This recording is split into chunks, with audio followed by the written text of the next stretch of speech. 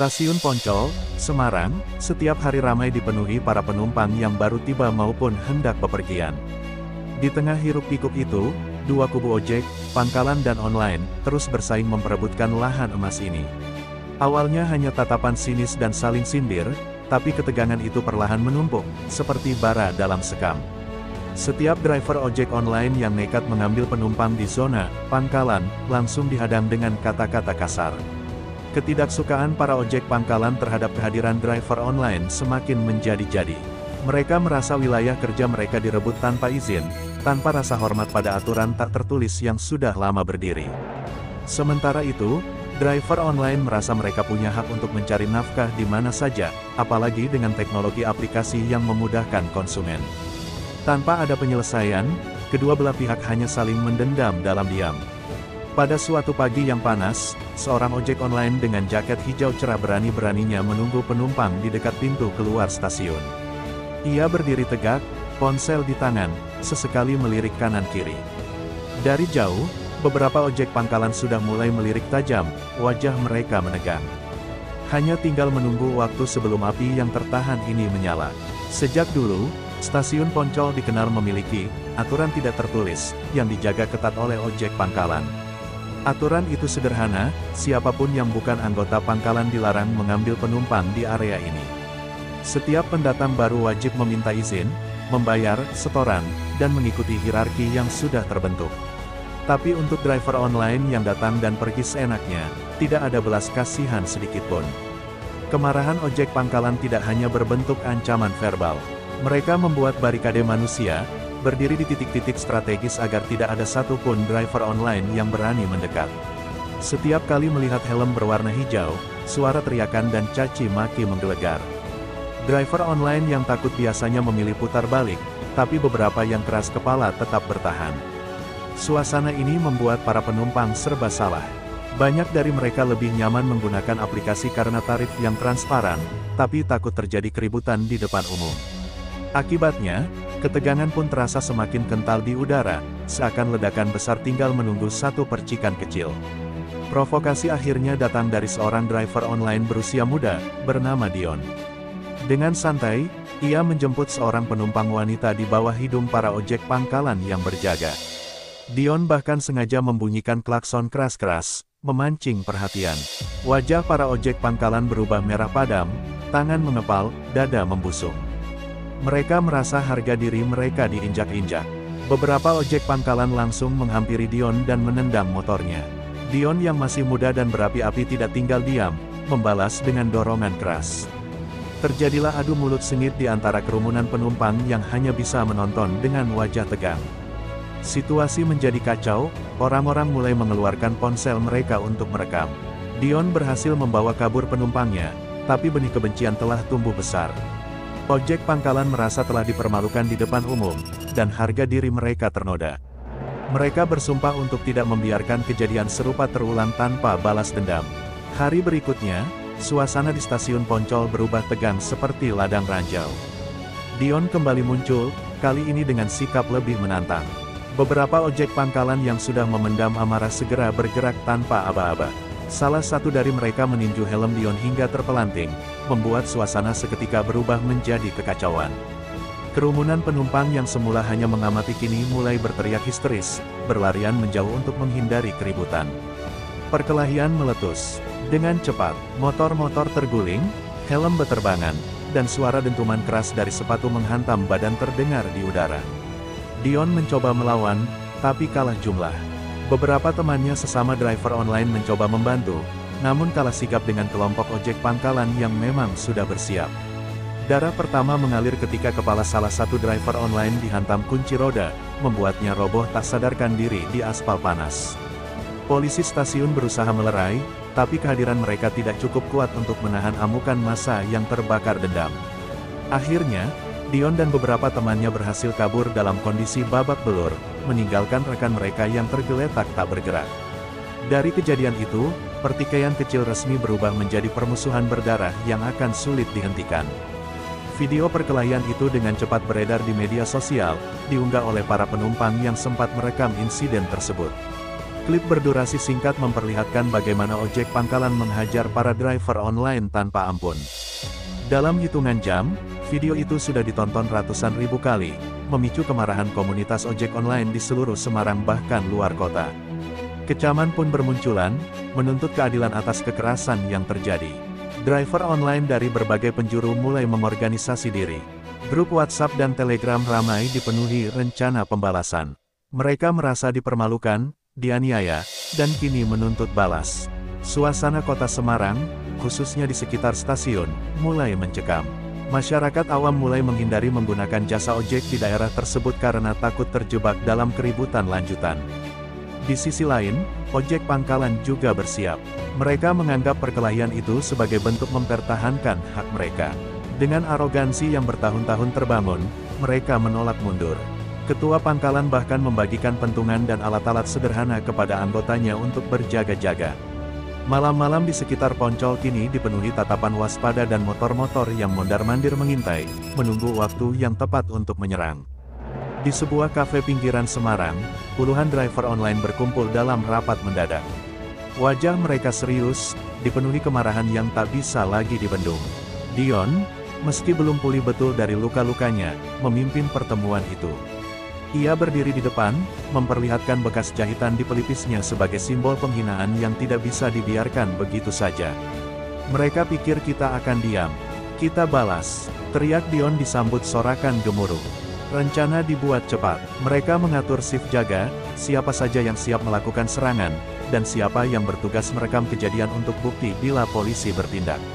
Setiap driver membawa alat pertahanan diri sederhana, rantai, palu, bahkan tongkat baseball. Beberapa di antara mereka, yang lebih nekat, menyelipkan pisau di balik jaket. Mereka tidak lagi berpikir soal hukum atau keselamatan, yang ada hanya harga diri yang harus ditegakkan. Di pihak pangkalan, ketua mereka, Pak Maman, juga mempersiapkan barisan. Ia mengumpulkan ojek-ojek senior dan menyuruh mereka membawa batu, besi, dan kayu.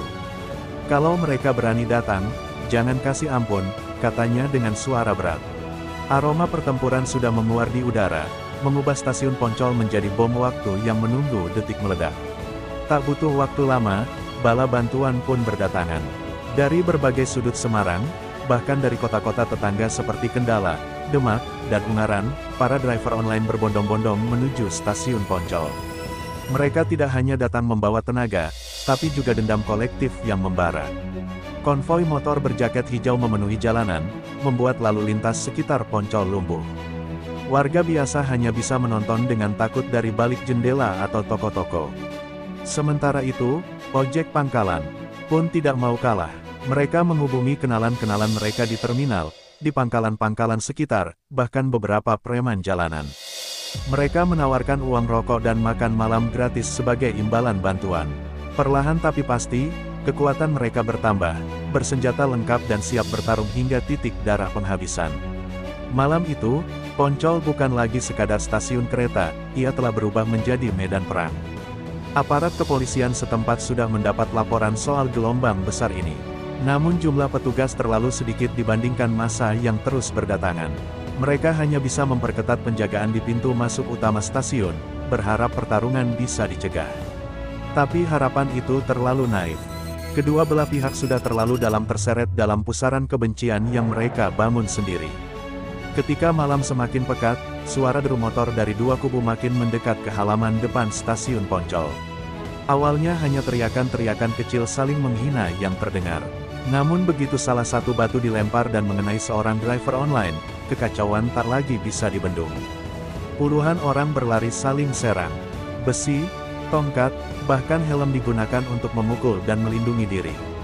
Suara benturan, teriakan kesakitan, dan motor-motor yang terguling memenuhi udara malam yang panas. Bentrok itu bukan lagi sekadar perkelahian, melainkan pertarungan brutal yang mengancam nyawa. Ada yang tersungkur dengan darah membasahi tanah, ada pula yang terinjak-injak saat mencoba kabur dari kerumunan. Para driver online dengan penuh kemarahan menghajar siapa saja yang mengenakan atribut ojek pangkalan, begitu juga sebaliknya. Tak peduli tua atau muda, semua menjadi bagian dari neraka di bawah lampu-lampu jalan yang berkelap-kelip. Polisi yang berada di stasiun mencoba menembakkan tembakan peringatan ke udara, namun baku hantam terus berlangsung. Mereka terlalu sedikit jumlahnya, sedangkan massa yang bertarung mencapai ratusan orang. Darah mulai mengalir di sepanjang trotoar dan halaman parkir, bercampur dengan bensin motor yang tumpah. Stasiun Poncol malam itu menjadi saksi bisu betapa dalamnya kebencian antar saudara sebangsa hanya karena berebut penumpang. Dalam kekacauan itu, seorang driver online bernama Rian menjadi korban pertama yang tewas. Ia dipukul bertubi-tubi dengan besi hingga ambruk, lalu ditendang berkali-kali saat sudah tak berdaya. Darah mengalir dari mulut dan telinganya, membasahi jaket hijaunya. Beberapa temannya yang melihat kejadian itu mencoba menolong, namun jumlah lawan yang mengerubungi terlalu banyak. Rian menghembuskan napas terakhirnya di bawah gerobak makanan yang terbalik, sendirian dan tak sempat mengucap kata perpisahan. Kematian Rian menyulut amarah yang lebih besar. Driver-driver online yang melihat sahabatnya tewas langsung berteriak kalap. Mereka menyerang lebih brutal, tak lagi peduli siapa yang mereka pukul.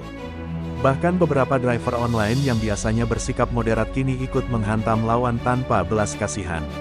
Suasana berubah seperti kerusuhan massal, tidak ada lagi yang benar-benar bisa membedakan antara pelaku dan korban. Ojek pangkalan pun tak kalah beringas. Mereka melihat kematian Rian bukan sebagai peringatan, tetapi sebagai tantangan untuk bertarung lebih kejam lagi. Dua kubu itu kini bertarung bukan hanya demi penumpang, tapi demi membalas dendam atas darah yang sudah tumpah.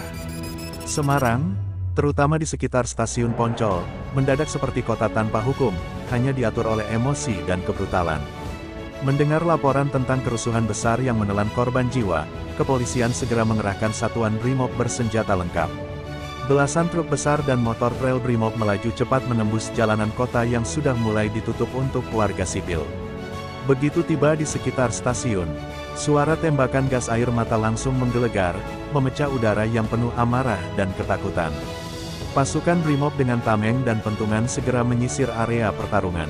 Siapapun yang masih bertarung langsung dihantam atau diseret paksa ke truk tahanan. Gas air mata membuat banyak orang tersungkur, batuk-batuk, dan berusaha melarikan diri dengan mata berair.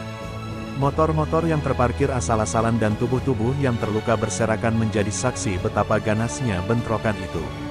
Para warga sekitar yang bersembunyi di toko-toko mulai berani keluar, menonton dari jauh dengan wajah pucat.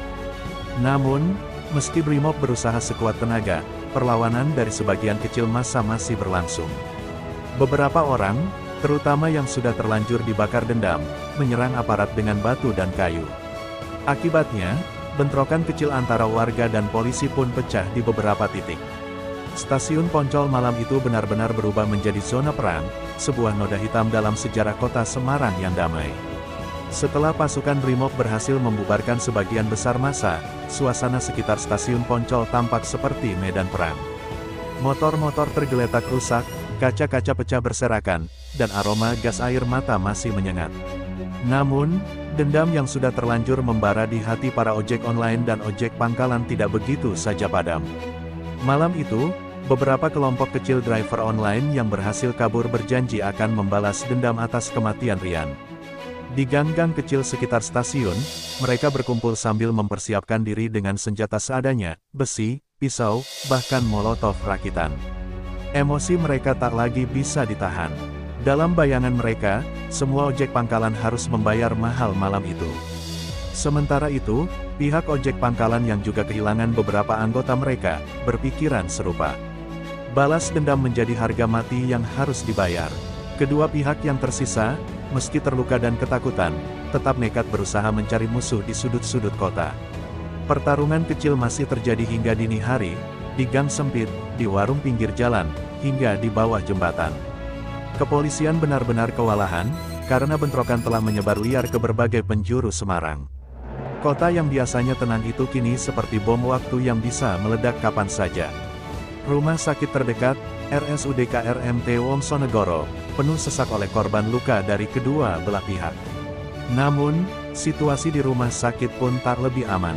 Malam itu, beberapa ojek online yang mengetahui keberadaan driver pangkalan yang dirawat mulai mendatangi UGD. Mereka menyusup, berpura-pura sebagai pengunjung, sambil membawa senjata tajam kecil yang disembunyikan di jaket mereka. Ketika menemukan target, kekerasan pun kembali pecah.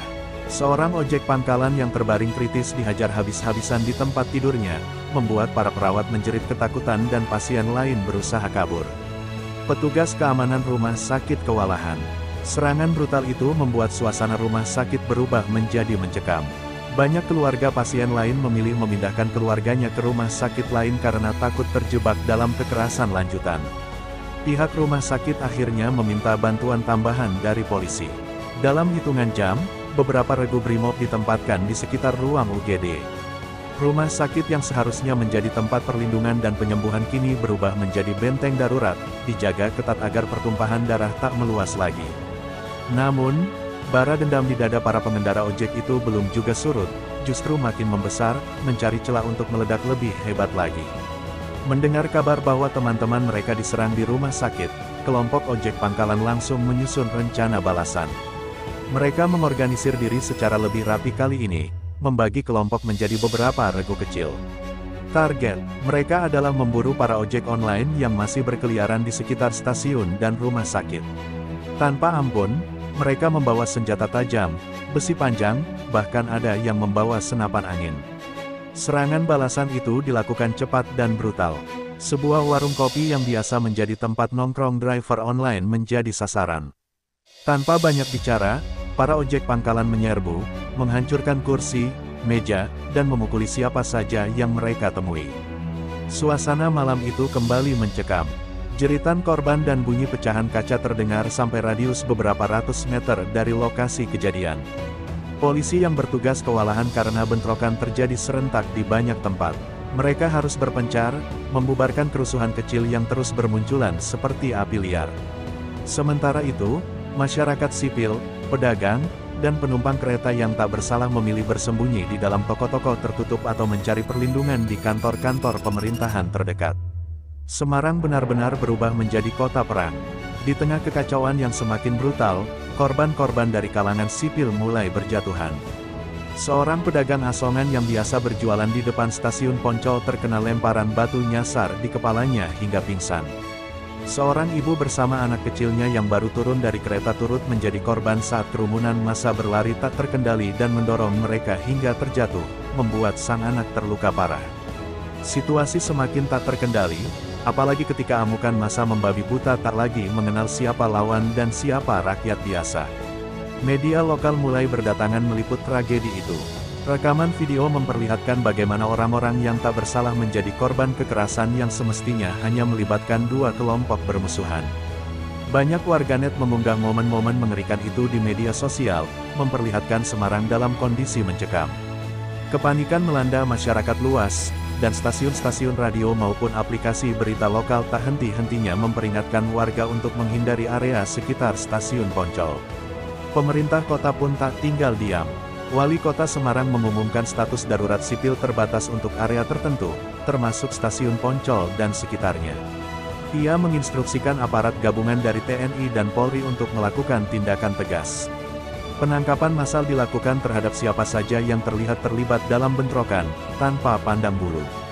Namun, meski aparat sudah turun dengan kekuatan penuh, luka yang ditinggalkan di hati masyarakat tak mudah sembuh. Pada keesokan paginya, operasi sapuan besar dimulai. Ratusan polisi, BRIMOB, dan beberapa personel TNI berseragam lengkap dikerahkan untuk membersihkan area dari sisa-sisa bentrokan. Mereka memblokade seluruh akses masuk ke stasiun Poncol dan melakukan razia besar-besaran terhadap kendaraan bermotor, warung kopi, pangkalan, dan tempat nongkrong driver online. Setiap pengendara yang mencurigakan langsung diperiksa, bahkan tak jarang ada yang digelandang tanpa perlawanan. Kota Semarang seakan lumpuh. Aktivitas perdagangan di sekitar stasiun berhenti total. Toko-toko tutup rapat, pedagang kaki lima menghilang, dan jalanan lengang. Penumpang kereta yang biasa lalu lalang kini menghindari Poncol sejauh mungkin. Para driver online dan pangkalan yang lolos dari razia memilih bersembunyi di luar kota atau di rumah-rumah kosong untuk menghindari penangkapan.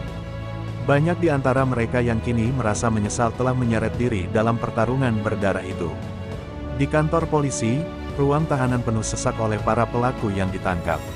Beberapa dari mereka luka parah dan harus dirawat di dalam sel yang sempit. Pemeriksaan berlangsung siang dan malam tanpa henti. Polisi berusaha mengorek informasi tentang siapa yang memulai kekacauan, siapa yang terlibat. dalam pembunuhan, dan siapa dalang utama di balik kerusuhan mematikan tersebut. Tapi yang didapat justru saling tuding dan kebohongan, membuat penyelidikan semakin ruwet. Saat penyelidikan diperluas, polisi mulai menemukan kejanggalan. Ternyata, ada pihak ketiga yang sengaja memperkeruh suasana. Sebuah kelompok preman lokal, yang biasa menguasai proyek parkir liar dan pungutan liar di area stasiun, diketahui sengaja memprovokasi kedua belah pihak. Mereka menyebarkan isu-isu provokatif dan membayar beberapa orang untuk memulai keributan, dengan tujuan mengacaukan sistem transportasi dan membuka peluang bisnis gelap mereka kembali. Kelompok preman itu diketahui sudah lama merasa tersingi oleh kehadiran ojek online dan ojek pangkalan yang kini lebih dominan menguasai kawasan stasiun. Dengan membuat bentrokan besar, mereka berharap aparat sibuk mengurusi kekacauan sehingga mereka bisa menguasai lahan parkir dan terminal bayangan untuk mengeruk uang rakyat secara ilegal. Bukti kuat berupa rekaman suara, pesan singkat, dan saksi dari beberapa pelaku kecil berhasil dikumpulkan. Kabar bahwa ada aktor intelektual di balik tragedi itu membuat publik semakin marah. Tidak hanya terhadap para pelaku bentrok, tapi juga terhadap aparat keamanan yang dianggap lalai mengantisipasi provokasi sejak dini.